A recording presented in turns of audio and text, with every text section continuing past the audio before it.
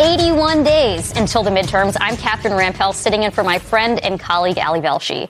There is some very welcome news tonight for the 5,000-member crew aboard the USS Abraham Lincoln. That's the aircraft carrier stationed in the Middle East, fighting Donald Trump's war of choice against Iran.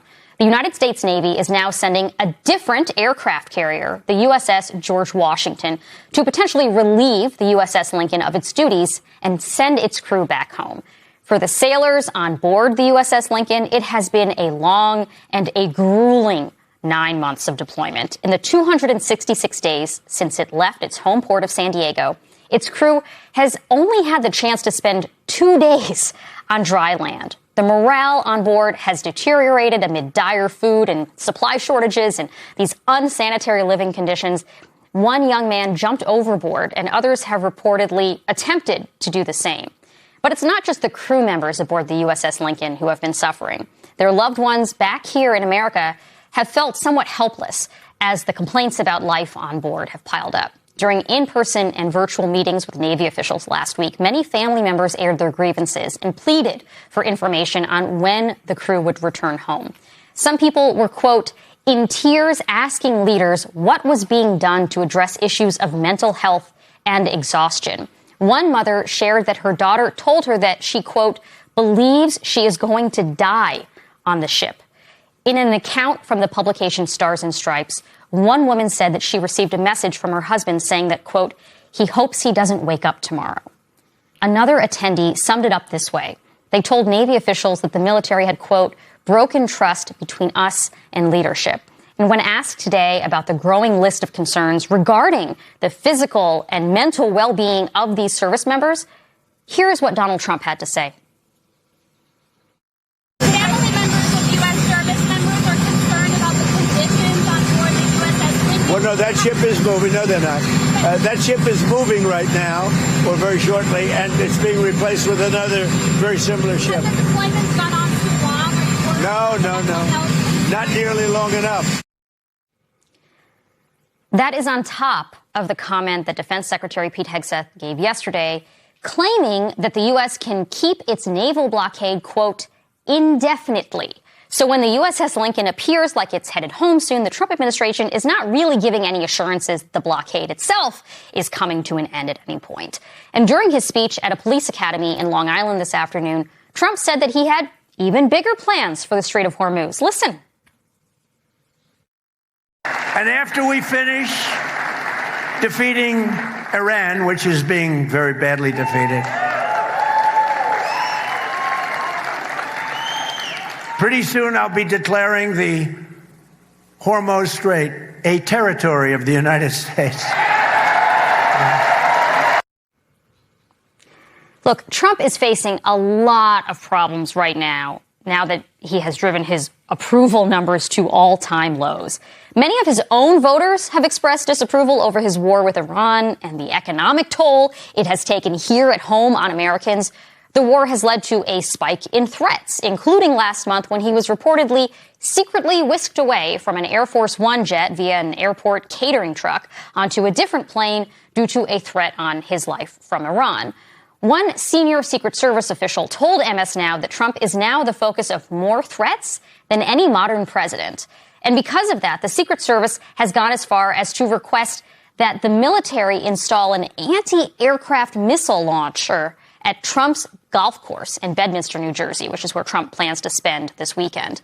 Joining me now to discuss are MS Now Pentagon reporter Priya Sridhar and MS Now senior national security reporter David Rode. So, Priya, before we get started, I want to embarrass you a little bit for a moment because Priya and I have known each other since we were kids, and I just want our audience to know how amazing this woman is. She, just a few months ago, had a baby, got a master's degree, I think her second master's degree, is that right?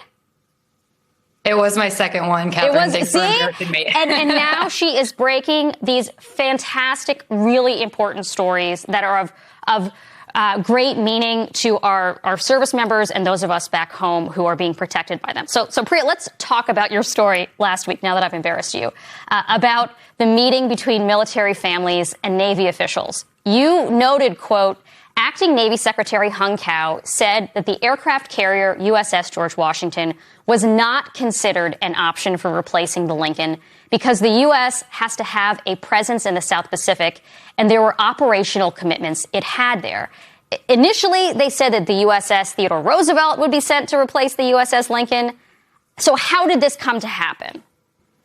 Yeah, Catherine, this is a super fascinating development because many of the families at that town hall were asking the acting Secretary of the Navy, Hung Cao, why can't we send the USS George Washington to the Middle East? Because it would obviously get there much faster than the Roosevelt. And Hung Cao basically told them, well, we can't do that because we have to leave an aircraft carrier in the Indo-Pacific area as essentially a deterrent to some of the United States adversaries like China, North Korea, and Russia. So they were just going to have to wait a little bit longer and wait for the Roosevelt. But it seems like right now, the leadership and the administration is scrambling, trying to relieve the Lincoln and sort of get rid of this bad publicity that they're receiving because these service members are really struggling. But this is really going to have a domino effect, Catherine. I know that we've been talking a lot about the depletion of stockpiles of weapons and the fact that Tehran and Moscow and Beijing are watching that extremely closely. Well, you can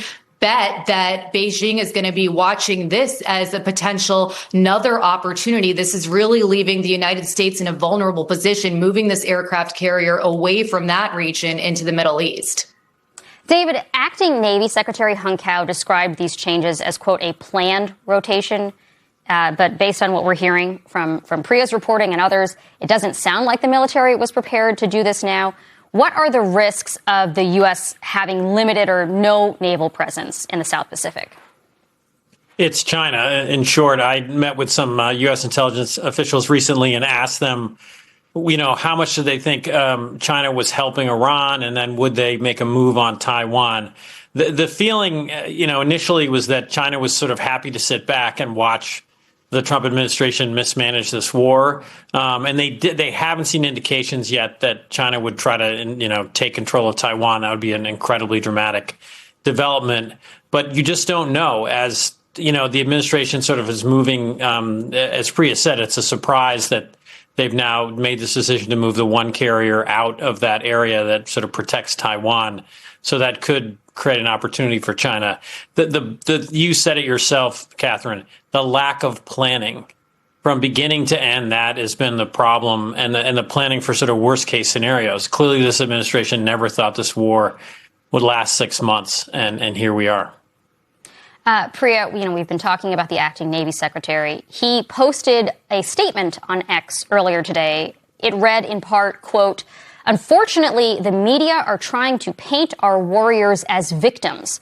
Not only is that dishonest, but it takes away the focus on the enemy and the threat it poses against our nation, people, and way of life," unquote. The administration has been dismissive of some of these reports, but it's obviously a serious matter for the sailors and their families. Have you gotten any reaction from any of the family members about comments like this or the news that the USS Washington is heading to the Middle East?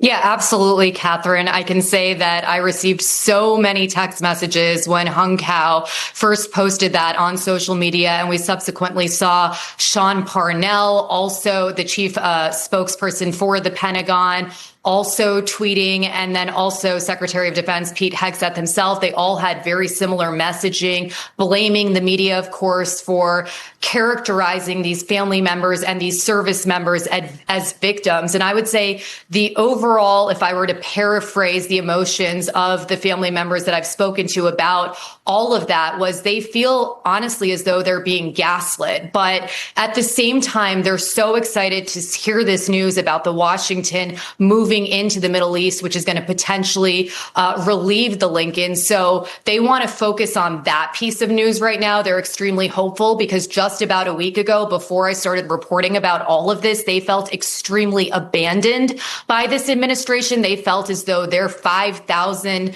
loved ones who were sailing around in that ship had essentially been forgotten about, and that no one cared about the conditions that they were suffering in fighting this war. So I think they're happy that all of this reporting has put a lot of pressure on this administration to do something and to bring these service members home. David, let me play you another comment that President Trump made this afternoon about the Iran war. Take a listen.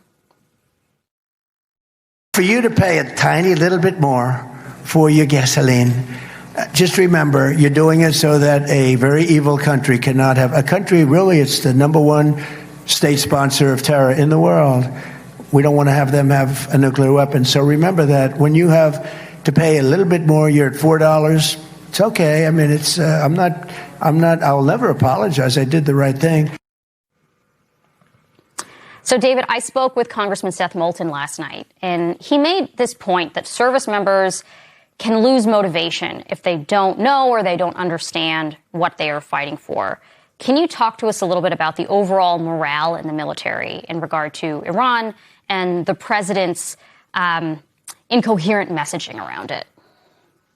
I'll talk about the president's incoherent message. I think Priya knows better in terms of morale, but I think it's a lack of strategy. And just so the statement there, he's gone back to we're going to prevent Iran from getting a nuclear weapon.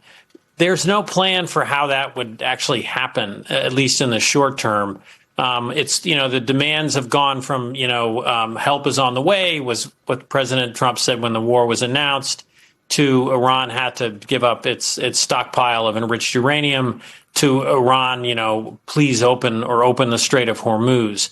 So at this point, the United States can't even get, the Trump administration can't get tankers through the Strait of Hormuz. 2 more tankers were fired on today.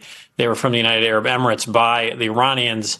And so the president, the problem, too, is he keeps making these sweeping statements. He's made them for months, and they've sort of lost their power, I think, in terms of pressuring Iran. So I still don't understand the clear strategy. There's some hope that an economic blockade will, change things, but this is a very repressive government in Iran, and it can withstand a lot of economic pain, and many of its people suffer, though, as a result.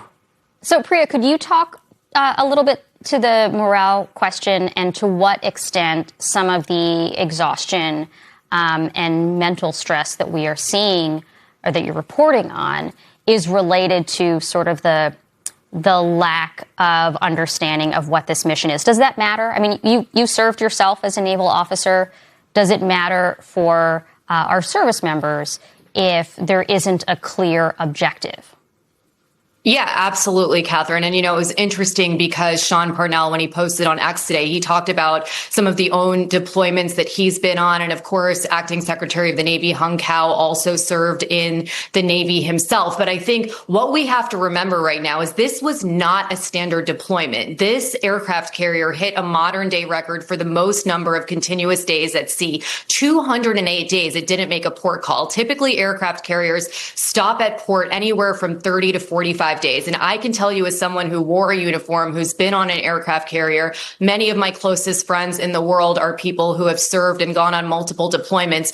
Knowing that you're going to have a little bit of a break, that's what you're constantly counting down to in your head. And so when your deployment keeps getting extended, you're following the news on your phone, you're trying to understand what is the end state here? What is the objective?